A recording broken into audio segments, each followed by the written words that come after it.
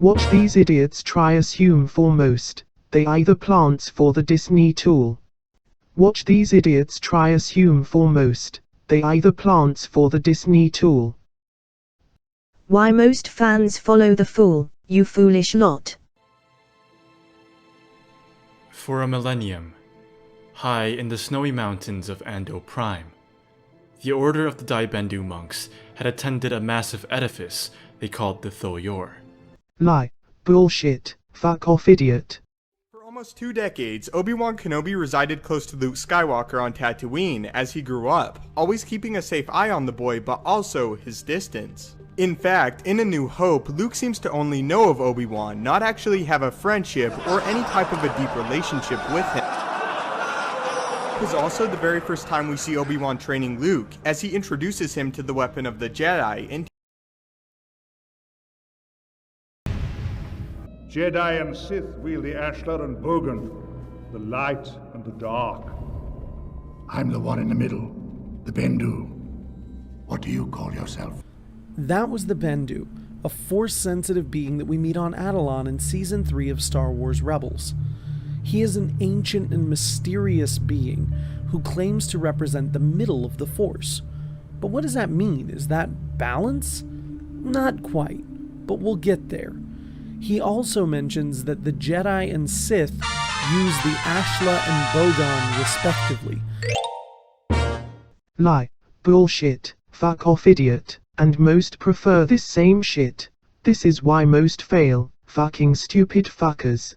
This Bendu is the Egyptian bird Benu, which, like the phoenix, but she comes from the Greek word for the phoenix, comes ashes, rises from its ashes, and shines a light down onto the darkness. And that is what is happening right now.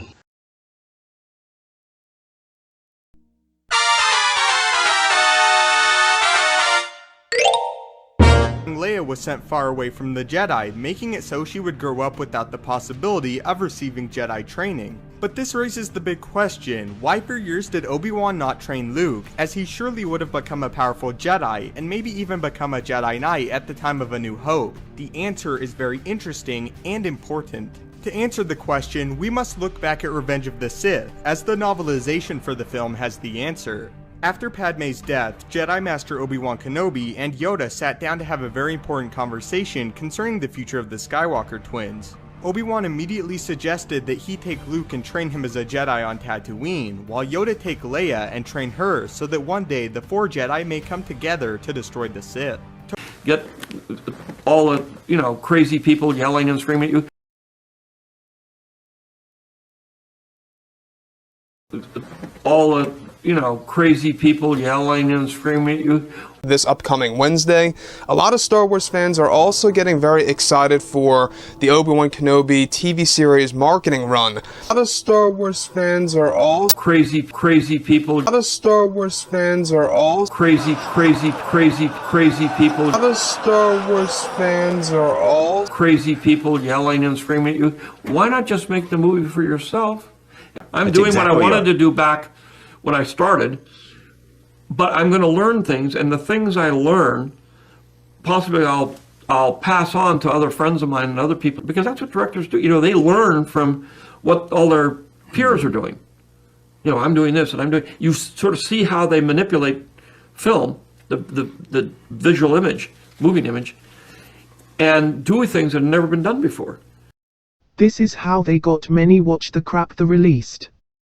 While they knew what they were doing, others promoted the expectations. All was a lie.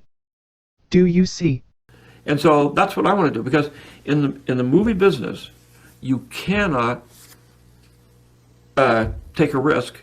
You cannot do something that doesn't work. You don't get a second chance. I've taken second chances, but I've just taken to polish them. But at the same time, you can't. There's no experimenting. There's no experimenting in movies. This is Mike Zero. This is Mike Zero. This is Mike Zero. This is Mike Zero. Mike.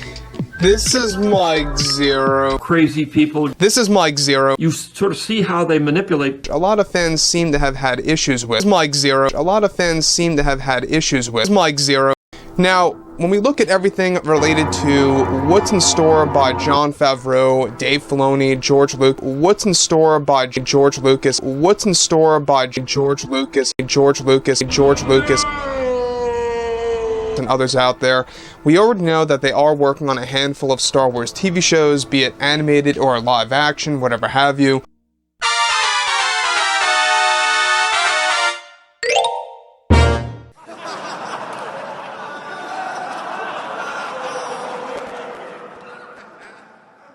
One of the things that I found while I was in America, that there's many, too many in fact, for such franchise channels. Now, these channels have been going however long and however, and they're all a mixed array. I'm not saying that all the channels are, but when we're talking something of fiction, coming from fiction, which most of these are that you'll see, and then I was told while in San Francisco about the many that have caused all the hope and the spoilers and the Easter eggs that tried to promote a great, overall excitement for the Disney lie. And when we see this, we can see these in the same, I was shown, I would say by what's on their social media, that there is pages and pages and pages of just this same stuff by whether they are disinformationalists. It's usually when there's something they don't want, and that is sneaked through the censorship, something that they don't want to be found, is where they use disinformation. So again, I say to you, what is it hiding? While doing the odd